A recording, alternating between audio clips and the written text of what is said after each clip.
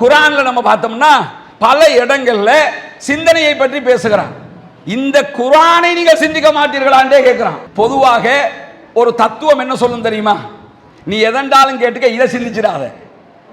பிலாசபியினுடைய அடிப்படை என்னன்னு கேட்டா, நீங்க இப்படி ஒன்று சொன்னீங்களே அது சரியா, அது உங்களுக்கு தேவையில்லை, நான் சொன்னா கேட்டுக்கிறதுக்கு. ஏன்னா நான் சொன்னதை நீங்க கேட்டா மட்டும்தான் அடுத்த கட்டம் போக முடியும். நான் சொன்னது எப்படின்னு யோசிக்க வந்தீங்கன்னா அது பிரச்சனைக்கு வழிவகுக்கும். உலகத்தில் இருக்கக்கூடிய எல்லா பிலாசபிக்கும் அடிப்படை இதுதான். ஆனா இஸ்லாம் சொன்ன பிலாசபியினுடைய அடிப்படை என்ன தெரியுமா? நான் சொன்னதையும் நீங்க யோசிச்சு பார்க்கணும். இது சரிதானா, கரெக்டா இருக்குதா, அதை சிந்திச்சு பாருங்க. உங்க உள்ளங்களுக்கு பூட்டு போடப்பட்டிருக்குதா? அல்லாஹ் கேட்கிறானா இல்லையா? சிந்திக்க மாட்டீங்களா?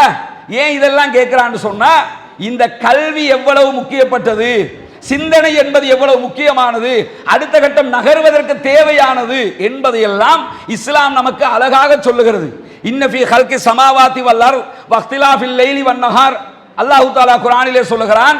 இந்த உலகத்தினுடைய படைகோலத்தை பற்றி பேசுகிற போது வானங்களையும் பூமியையும் அல்லாஹ் தஆலா படைத்திருப்பதில் இரவு பகல் மாறி மாறி வர்றதுல எல்லாம் அறிவுடைய மக்களுக்கு, யோசிக்கக்கூடிய மக்களுக்கு பல சான்றுகள் இருக்கிறது.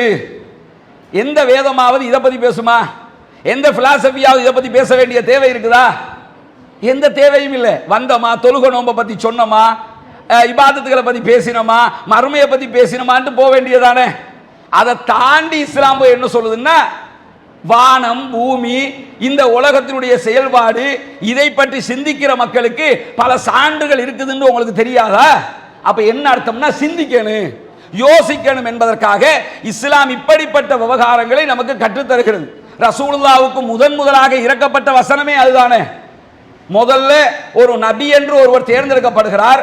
அவருக்கு கொடுக்கப்பட வேண்டிய உபதேசமாக எது இருக்க வேண்டும் என்று நம்ம நினைப்போம். நபியே நீங்க தொழுங்க, என்ன வணங்குங்க, எனக்கு இபாதத்து பண்ணுங்க, ஹஜ்ஜிக்கு போங்க, நோன்பு பிடிங்க, இத பத்தி அல்லாஹ் பேசல. படிப்பீராக, ஓதுவீராக, இக்ராங்கிறது தானே சொன்னா. இதுல இருந்து நம்ம புரிய வேண்டியது என்ன? நம்முடைய அடிப்படை கல்வியை பற்றியது. இஸ்லாம் என்பது கல்விக்குரிய முக்கியத்துவம் வழங்கக்கூடியது. இந்த அடிப்படையில் நம்முடைய முன்னோர் மிக தெளிவாக இருந்தார்கள். நம்ம தெளிவாக இல்லை என்பதைத்தான் நாம் புரிய வேண்டும்.